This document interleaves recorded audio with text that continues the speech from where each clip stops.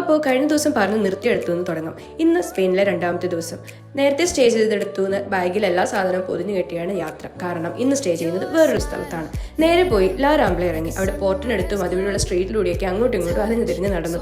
വാഴയോട് സാദൃശ്യം തോന്നുന്ന ആ ഫാമിലിയിൽപ്പെട്ട കുറേ ചെടികൾ എല്ലാ ബിൽഡിങ്ങുകളുടെ മുമ്പിലും കാണും. ഇന്ന് ആക്ച്വലി ഞങ്ങൾ കോസ്റ്റോ പോവ് പോകാനായിരുന്നു. അവിടെ കയാക്കിംഗ്, വാട്ടർ സ്പോർട്സ്, അങ്ങനെ കുറേ പ്ലാൻസ് ആയിരുന്നു ആദ്യം ഉണ്ടായിരുന്നത്. പക്ഷെ അവിടെ വേവ് ശക്തമായതുകൊണ്ട് ഈ പ്രാവശ്യം ആ ട്രിപ്പ് ക്യാൻസൽ ആക്കി. അങ്ങനെ നമുക്ക് അവിടെ പോകാൻ പറ്റാത്തതിന്റെ ചെറിയ വിഷമത്തിലൊക്കെ ഇരിക്കുകയാണ്. അപ്പോൾ ഇന്ന് നമ്മൾ തലേന്ന് മിസ്സായിട്ടുള്ള സ്പോർട്സും ഒരു ക്രൂസ് യാത്രയായിരുന്നു പ്ലാൻ ചെയ്തിട്ടുണ്ടായിരുന്നത്. ക്രൂസിൽ കയറിയപ്പോൾ അവർ പറഞ്ഞു ഇന്ന് അധികം നമുക്ക് ഉള്ളിലേക്ക് പോകാൻ പറ്റത്തില്ല, ഇതുപോലെ വേവ് ശക്തമായതുകൊണ്ടെന്ന്. അപ്പോൾ ചെറിയൊരു വിഷമത്തിലൊക്കെ ഇരുന്ന് കുറച്ചങ്ങോട്ട് കഴിഞ്ഞപ്പോഴാണ് കടലിന്റെ സ്വഭാവം അങ്ങോട്ട് മാറിയത്. ഇങ്ങനെ വേവിന്റെ ആ ഒരു ഓളത്തിനനുസരിച്ച് ഇതിങ്ങനെ ആടി ഉലയാനൊക്കെ തുടങ്ങി. അപ്പോൾ ഞാനും അജയ് ഇങ്ങനെ മുഖത്തോട് മുഖം നോക്കി ഒന്നുമില്ല, ഫുൾ കോൺഫിഡൻസ് ഇങ്ങനെ.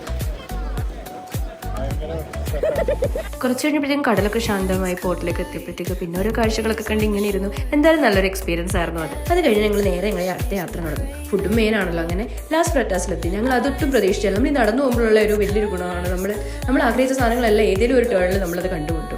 അങ്ങനെ അവിടെ നല്ലൊരു ഫേമസ് ഫ്രൈസ് വാങ്ങിച്ച് കഴിച്ചു. അത് നല്ല ടേസ്റ്റി ആയിരുന്നു. പിന്നെ പായ, ഇന്നൊരു വെറൈറ്റി പായയാണ് കഴിച്ചത്. പാസ്ത ആയിട്ടുള്ള പായ, എൻ്റെ പേര് ഞാൻ ഓർക്കുന്നില്ല. ആക്ച്വലി അതും നല്ല ടേസ്റ്റി ആയിരുന്നു.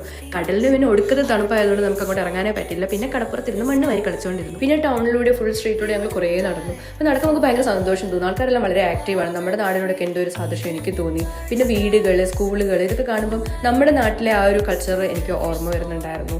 പിന്നെ ഞങ്ങൾ സ്റ്റേ ചെയ്തിരുന്ന ഇച്ചിരി ഉള്ളിലേക്ക് മാറിയിട്ടായിരുന്നു. അപ്പോൾ അവിടുത്തെ ആ വഴികളും ഒക്കെ കാണുമ്പോഴത്തേക്കും ആ ഒരു നാടും വീടും ഒക്കെ ഓർമ്മ വരുന്നുണ്ടായിരുന്നു. അങ്ങനെ റൂമിലെത്തി നല്ലൊരു കുളി കുളിച്ചിട്ട് ഞങ്ങൾ കിടന്നുറങ്ങി.